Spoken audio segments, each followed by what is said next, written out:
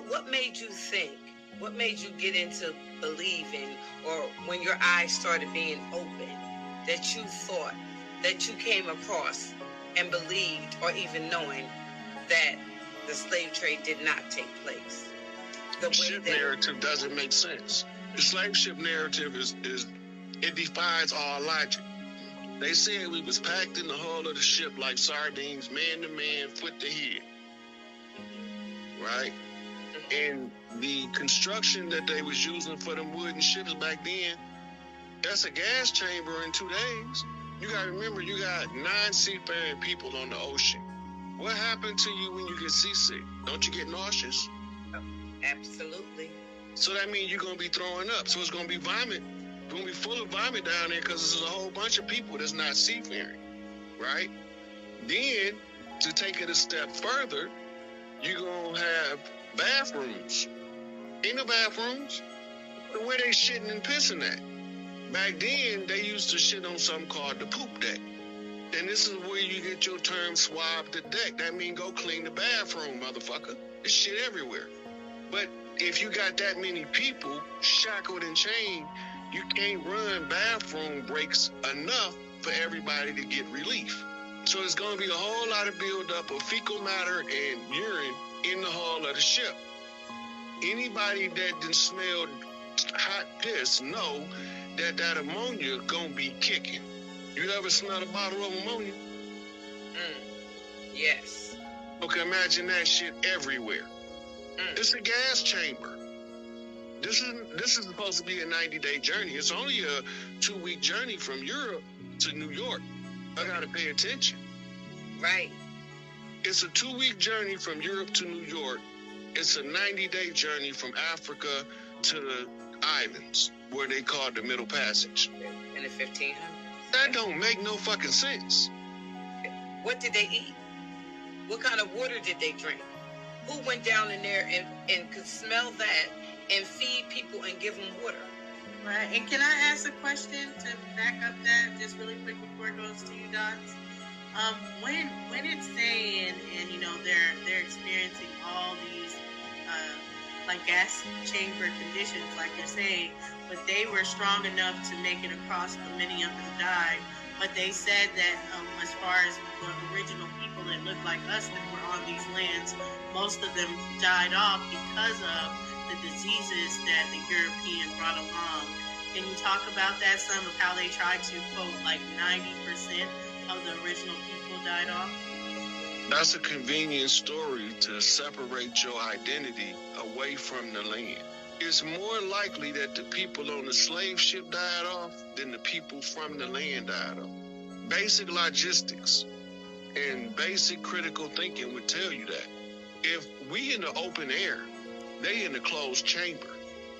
It's a difference, right? So some of us probably did die off from the diseases that the Europeans brought. They died off on this land. Why not? We still dying from shit that they brought. Why we ain't stopped dying from the shit that they brought if we still here? I'm Mississippi clay dirt walking. I know where I'm from. My roots go right down that Mississippi River. Mississippi red clay dirt walking. You can smear me with it, and if you didn't know that I was smeared with it, you wouldn't even know I had dirt on me. I know where I'm from. It's not a secret. And the earth tells me where I'm from by the resonance of what we call the nativity of the Christ, the anointing. The anointing is the oils. The oils are in the ground that's telling us where we come from. But we want to go with the narratives that other people tell us who we is rather than following what our ancestors told us. Here's the thing, go to roots. Fiddler is telling the people when Kunta Kinte get there, this is the African Guinea nigga. See, we don't know nothing about no Africans. We was already here. Why is this in the slave movie? Why is this Fiddler saying we don't know nothing about no Africans?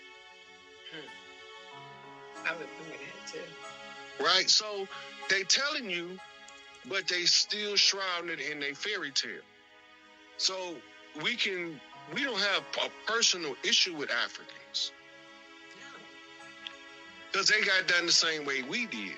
But I can tell you this, in the 1800s, they took some of us and set up a whole nation over there called Liberia.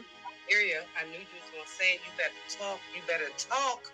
So we know they took us over there, and we know that all of the Africans that I didn't talk to, none of them have it in their historical record of mass amounts of people being extracted from the land. It don't exist. But what you do have is 10 to 12 here and there being snatched up by Arab slave traders before they rally the troops, right? That's been going on long before the slave trade.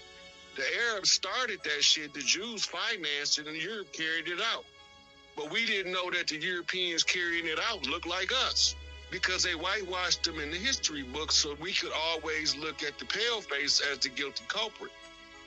When they just used the paleface to keep us out of institutions. So Big Mama said, don't worry about it. Bring them all over here, the ones they don't want, and we're going to educate them and send them in to overrun their institutions and put the secrets out in the open. So when Noble Drew Ali came, he gave them the green light. What happened? We had something called the spiritualist movement in the 1900s, where they was doing the rapping and tapping on the tables to tell us in the future what was going on in the past. So when we picked up hip-hop, we started rapping and tapping on the tables and spitting the past out in the present. It's the old conjure. That's from New Orleans. The whole rapping conjure is a New Orleans-based conjure from root magic in the deep woods of the motherfucking Louisiana bayou. That's where it come from with the old juke joints. This is where jazz come from. Rock and roll, bluegrass, country music. It all come from that conjure because we always believed in putting the message on the drum. And all of them needed the drum. Except for Scott Joplin. He used the piano because that's what they brought with them when they came from Europe. They didn't never expect that we would be able to learn to master the piano and come up with our own music that made that classical music sound like shit. So Scott Joplin said, let me ever go at it. And they called it ragtime. And it was the birth of the music industry, selling his sheet music for a penny a page. And he wasn't getting a dime of it. Old sharecropper agreements. You created and we gonna capitalize on it. Benjamin Franklin discovered electricity with a key on the kite and he didn't get fried. Make that shit make sense. He would have been roast cracker if that motherfucking lightning would have hit the key with that string on there. He forgot. Lightning followed the path of least resistance. The key becomes a conductor and the electricity shoot both ways up the string. And we supposed to believe that shit? The first automobiles being made over here, they credited to a paleface. But it was brothers who was already driving cars in the 1800s first. They the ones who was creating those crank-up engines. They still got the flyers. You can find the flyers from the brothers' cars that was back then. They want us to not know who we is, but we always know our handiwork if we the salt of the earth. What do salt do to your food? Don't it balance out all the flavors? Okay, so what do we use to balance out the society? We use arts and entertainment. And this is how they brought the sharecropper agreement into the entertainment industry. So they can capitalize on the natural expression of the people and monetize that shit for they self and they self-gain.